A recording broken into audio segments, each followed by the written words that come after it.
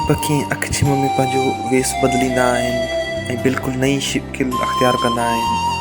तव्हांखे अखियुनि ते यकीन न ईंदो जॾहिं हो बिल्कुलु हिकु मुनफ़रिद या अजीब रूप में ढलिजी वेंदा। इहे अकड़ंदा, ॿोलियूं कंदा, नचंदा ऐं नुमाइश कंदा। धरतीअ ते पखियुनि जो हे बिल्कुलु मुनफ़रिद ऐं नायाब क़िस्म आहे।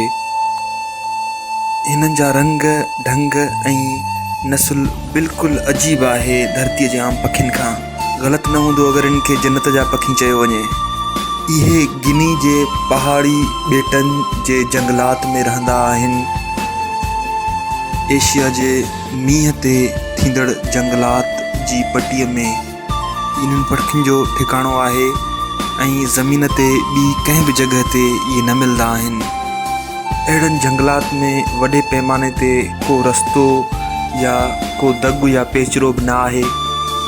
इर्तक़ाई बायोलॉजिस्ट एड स्कोल्स ऐं नेशनल जोग्राफिक जो फोटोग्राफर टिम लमान हिन झंग में महीननि जा महीना गुज़ारिया आहिनि।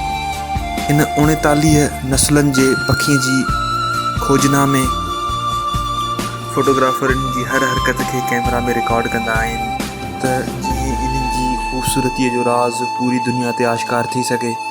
हिन करण सां कुदरत जी लिकियल अनमोल ख़ूबसूरतीअ खे हो दुनिया ते ज़ाहिर कंदा आहिनि। इहे पखी इर्तक़ाई लिहाज़ सां ख़ूबसूरतीअ जो हिकु नादिर नमूनो आहिनि धरतीअ ते। इन जी बेमिसाल ख़ूबसूरती बिल्कुलु इंसान जे अकुल खे दंग करे छॾे थी। हिन खे ॾिसी आम इंसान ताजुब में अची वञे थो।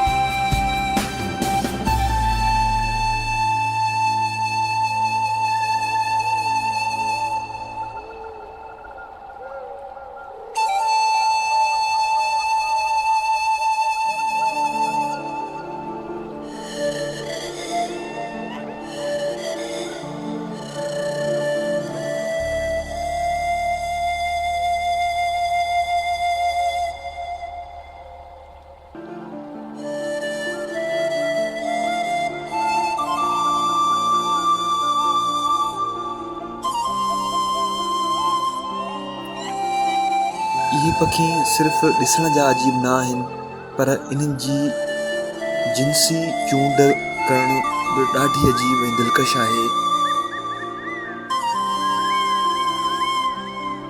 नर पखीअ जे रंग रूपनि खे ॾिसी करे मादा पखी उन ॾे माइल थींदी आहे।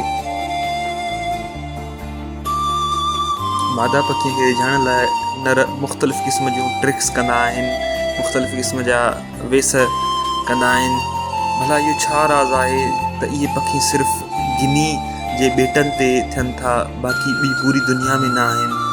पंहिंजे ख़ूबसूरत परनि खे हो कंहिं ज़ेवर वांगुरु इस्तेमालु कनि था। पंहिंजे इन ख़ूबसूरत कुदरती लिबास सां हो पंहिंजी मादाउनि खे पाण ॾे माइल कनि था, जंहिंसां हो पंहिंजो नस्ल पिणु अॻिते वधाइनि था। कुदरत हिननि पखियुनि खे सूंहं ऐं सुरीले आवाज़ ॿिन्ही नेमतुनि सां नवाज़ियो आहे। अहिड़ो दिलकश नज़ारो हो पंहिंजे ॾिसंदड़ खे ॾियनि था जेको धरतीअ ते ॿियो कंहिं जॻह नथो मिले। दोस्तों, अगर तव्हांखे ही मुंहिंजो वीडियो पसंदि आयो आहे त प्लीज़ फेसबुक ते लाइक ज़रूरु कंदा ऐं वधि खां वधि शेयर कंदा पंहिंजे दोस्तनि में। वॾी महिरबानी।